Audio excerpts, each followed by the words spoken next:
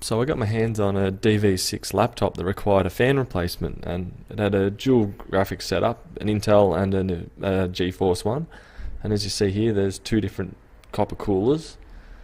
And one thing I noticed with the new fan and the old fan, the small little bit of copper, they don't actually have a cutout for the fan to blow through. There's a gap there, a bit of plastic and nothing. The new fan, same scenario.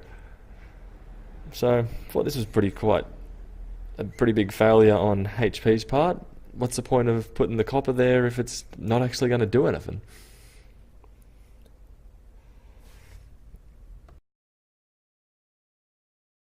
So I grabbed the old box cutter and trimmed off the plastic, which will now allow the fan to blow through both sections of the copper fins that are there, rather than just the single one, which would hopefully produce a bit cooler temperatures, but also will lose a little bit of power, I believe, but overall it should be a better improvement.